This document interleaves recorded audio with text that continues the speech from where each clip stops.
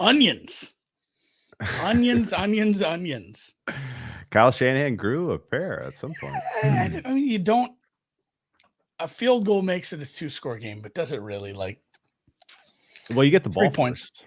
and you get the ball. I suppose you overbackers needed it, had to have it. Needed it. It was a well drawn up play. Needed it. They shouldn't let him kick the extra point because there's no time left. Trey Lance got it. Okay, 17-7 at the half here. It is a 10-point game. Considering how lopsided that felt, the Packers only being up 10 has me a little concerned. I mean, the Niners took their best shot, and if they come out and score with the first drive, then it's a 1-score game again. Thank you to everyone who's joining us. We have a good crowd showing up here. We got to figure out how to get the Twitter live comments into our feed, because right now it's still a little.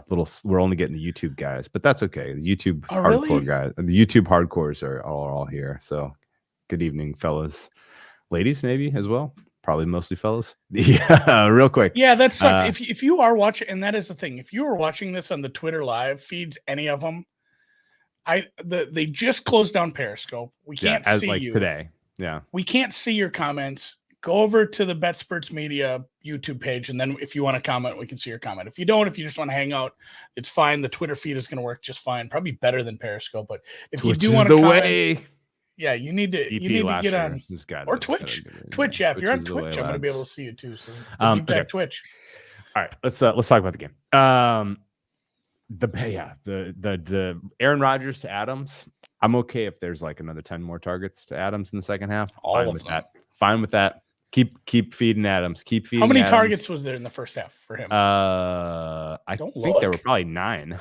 I'm just off top of my head. Is that including the penalties, which were a little dubious? Actually, I don't know. I don't know how that works. I think you wipe those. Yeah. I'm going to take a brave stance. I'm going to say something brave. I think the officiating in the NFL has been quite poor so far this season. It leaves something to be desired. But that's okay. Devontae Adams is a difficult man to defend, and the fact that they we're playing a little grabby, that sometimes you need that, and that's fine. I thought this game's being called fairly. Jerome's not really putting his needle on the scale either way, but I would like to see the quality of officiating improve as we go through the season here. We are 3 weeks in and we're still trying to figure out what a lot of penalties are, but that's fine. I don't want to get too deep into that conversation because we need to talk about this game and stuff. But like real quick, would it be better if we had just like 3 more people out there on the sidelines watching stuff? Like how much this league makes so much money. How much can it cost for, like another 30 guys to be out there on a Sunday?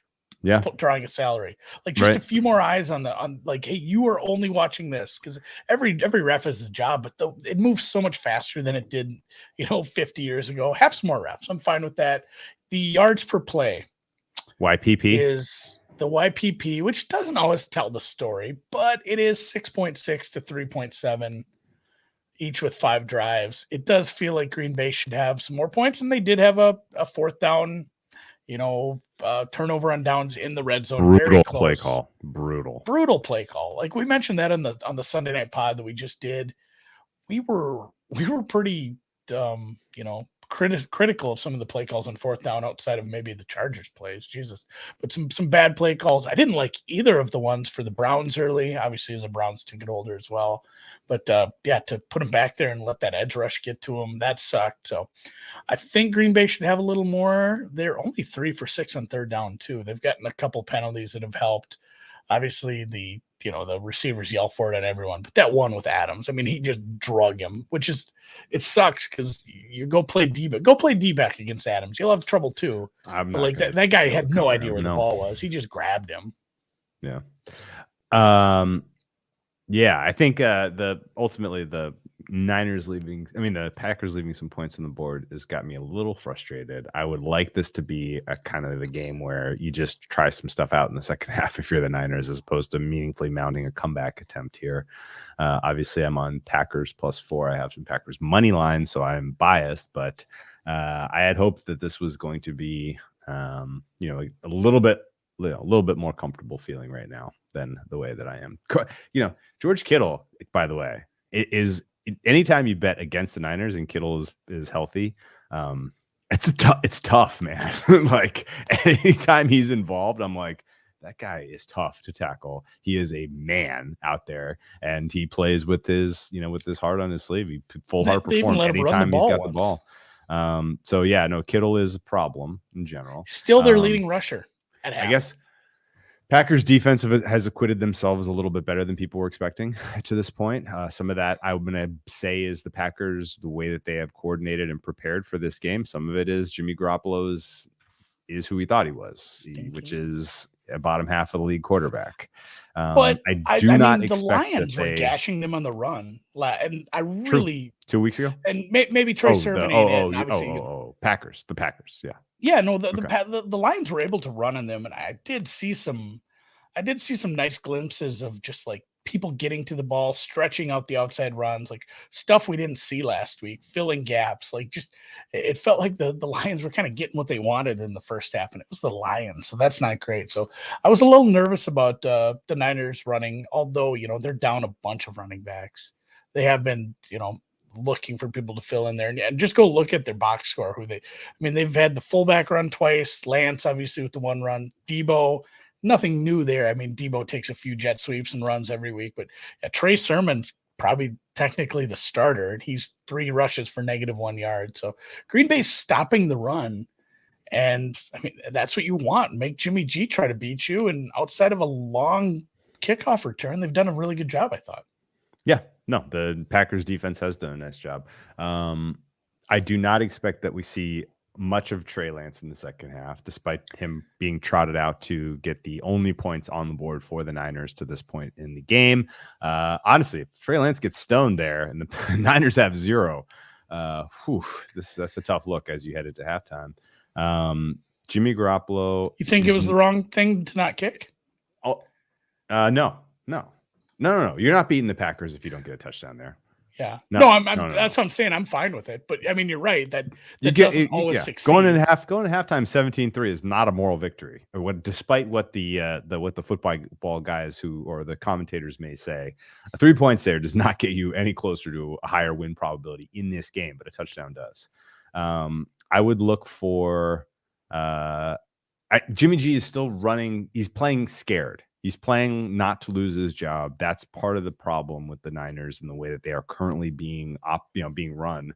And I don't expect to just see him all of a sudden play with confidence in the second half and be, delivering the right read and on time and, and dissecting a defense that he should be able to do well against. So I don't think the over is in play here. I think the Packers and the Niners defense is playing up. Like the Niners defense is playing hard. They're making some decent tackles outside of the penalties on Adams.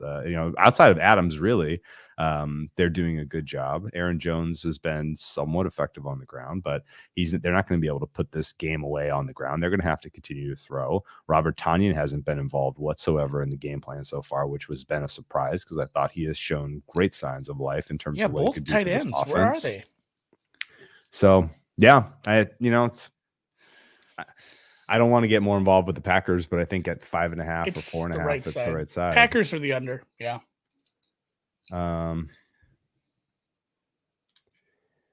We didn't see any of the. Somebody was calling for like the Niners to really, unleash the razzle dazzle, crazy looks, the stuff they've been working on all summer in this game. And we haven't. They kind of did. They did a Lance play. If that wouldn't have been play, they did.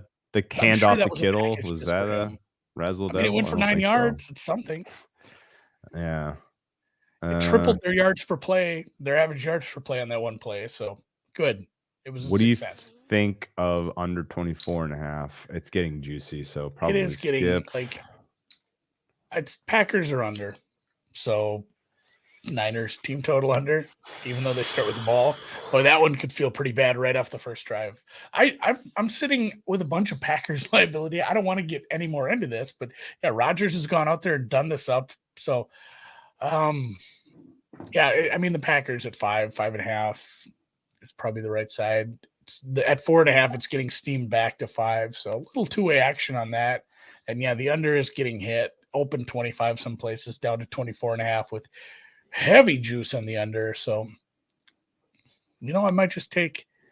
I don't love 4.5. I want it to be 5. I guess 5. It's about the same for me. So 4.5 plus. What about at that point? Man, do we just because 4.5 means so basically if the Niners drive and get a field goal, or if the Niners could be in the we got to do the math, man. We can't skip this part. The Niners will take a field. The Niners will take a field goal now that it's a 10-point game. Yeah. That helps us on 4.5. Yeah, 4.5 or 5. It's fine. I don't know. I think the Packers make this one way in the second half. Yeah. I kind of want money line. How about a little on money line? Should we get cute? I've seen 250s. Yeah. It's a big number. Little bit. Let's take a Packers 4.5. Let's take Packers 4.5, and then a little tickle on that money line. Yeah. More Packers. Yeah. Enhance the pain. Let's enhance the pain.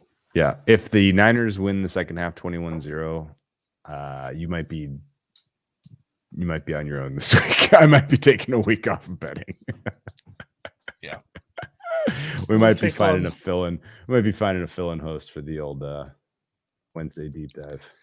So Green Bay's team total too, not the worst look. A little bit of Niners money came back. You can get a juicy 4.5. 4.5 got as low as -105 at Chris, and then it bounced. That's where I bet it back up to 100, and now it's -101. Good. So there is a two-way action. There is some interesting opinion here on the second half side. I honestly, if you want me to go down narrative street a little bit and spin a tail for you, the fact that Lance was able to get the touchdown at the end of all of that instead of Jimmy G, that doesn't bring out the best in Jimmy G in the second half. No, you needed a Jimmy G touchdown there to have any kind of confidence in that player coming out of the tunnel. I think I'm on team Jimmy G might be a head case. And I mean, just the fact that I don't blame him. I'm not like mad at the guy about it. They drafted a quarterback out. They traded up to get a quarterback, and they play him sometimes. Like that has to sit very poorly with your ego, your psyche, your confidence, everything that you need to be the best in a very unique position in the highest level in the world. So, yeah, that's rough. That's rough. We saw what it did to Andy Dalton. What's it going to do to a lesser man? Although Trey Lance with the touchdown. Ooh, is that a Modelo? Or what do we got there? Bohemia. Yeah. Bohemia. I'm on the wagon. I'm full Vita Coco. Good job. Just getting some electrolytes in me. Get some electrolytes in you. No, it's been a party weekend here, and I'm going to have a rough re-entry Monday tomorrow. I can already tell you that. Although I did clean up the beer I spilled while we were doing the podcast earlier. Oh, yeah. Solved that problem. Solved one problem. The general read of this Niners team is still trouble. And honestly, you're going to have, let's say that this holds. It doesn't even have to be a 10-point game, but just let's say the Packers win this one. What's your read on Seahawks Niners next week? That's kind of like a loser leaves town sort of deal, right? 2 1-2 teams. After the results. Oh wait, Seattle are the Niners today. 2-0? Niners are 2-0. So Niners would be 2-1. But still. But a divisional loss would be stinging. Yeah. So that look ahead was Niners 2.5. I don't know. What if they just get shellacked in the second half? Is that like a pick 'em? Seattle probably gets a slight downgrade too. Seattle definitely gets a downgrade. That defense is freaking hot garb. Yeah, I'm giving them a downgrade. Overtime. We can't get home. Man, my stream froze. Oh God, the stream has been awful today too. Your stream froze? Here's to 9 fucking pop-ups.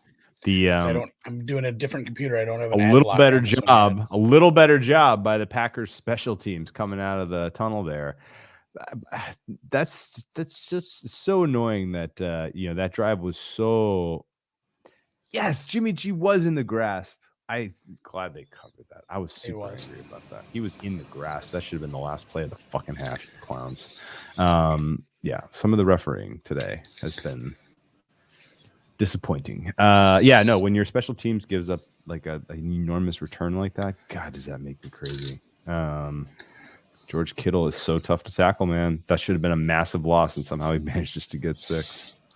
Yeah. God damn it, that guy. I like that they covered that, though, too. Kittle is the kind of player that, you want to build a team around, honestly. He's not as important as a Kelsey, not as good as a Waller from a game-breaking standpoint, but, yeah. Norman is out for the second half.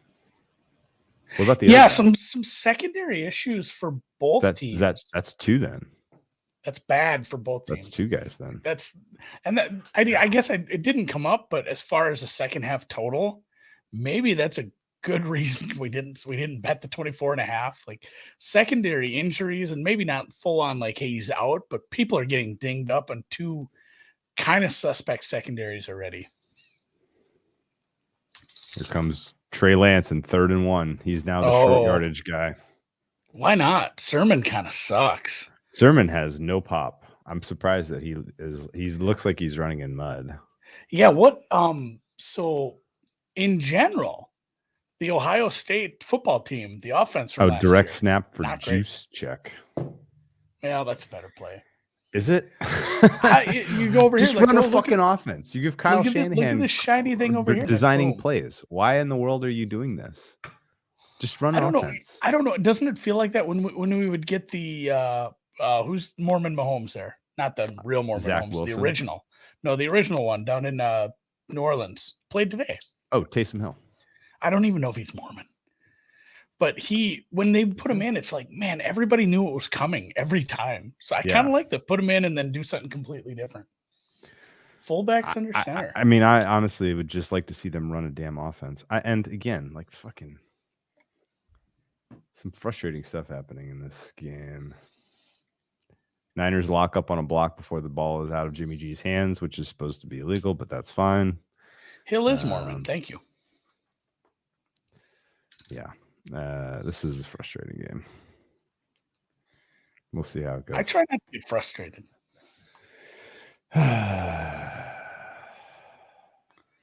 Tebow is good, but Tebow is hurt. Yeah.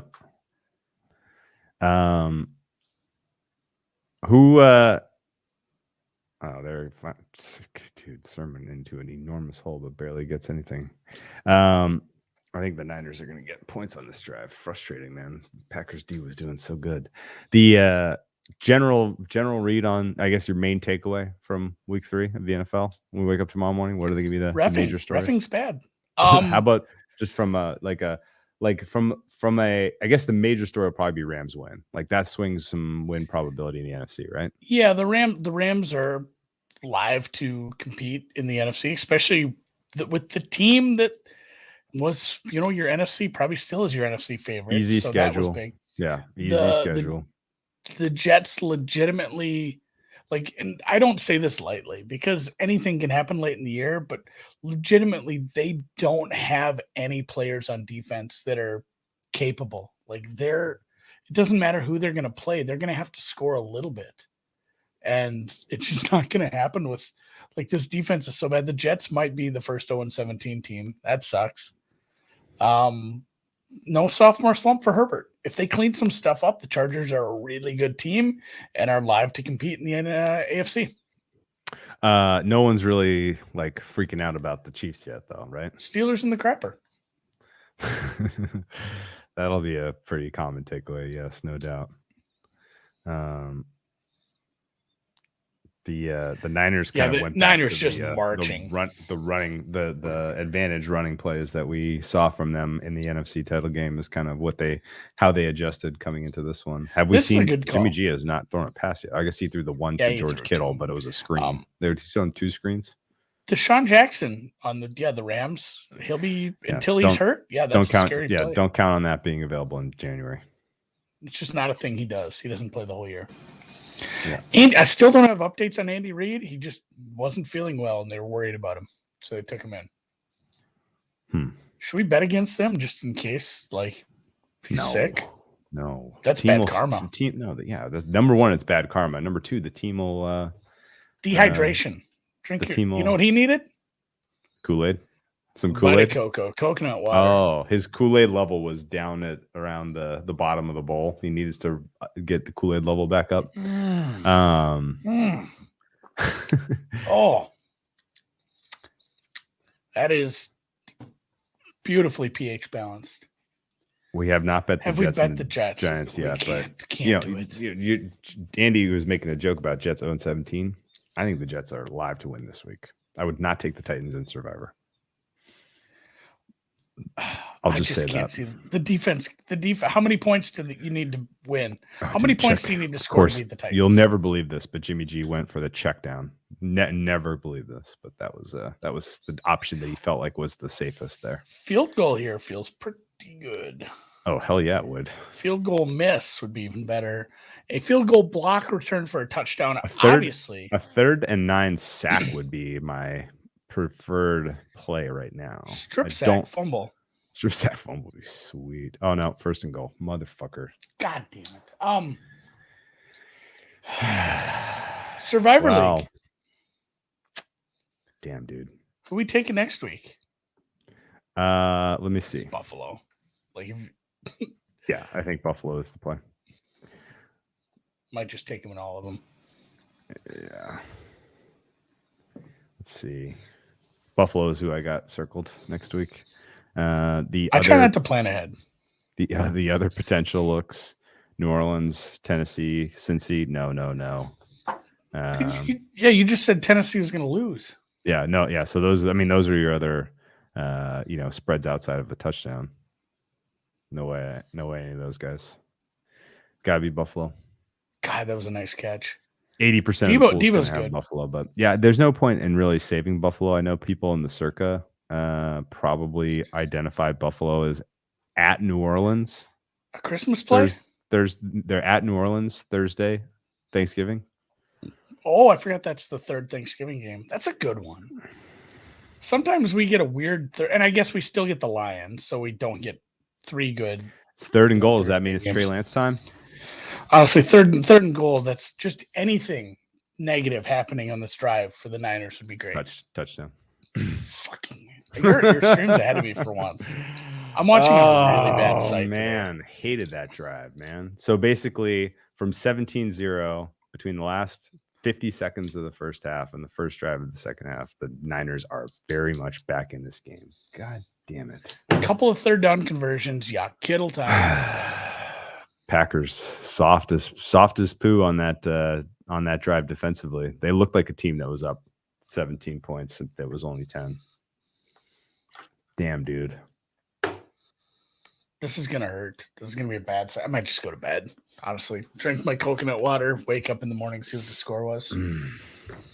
Yeah, that's probably the right call, honestly. God damn.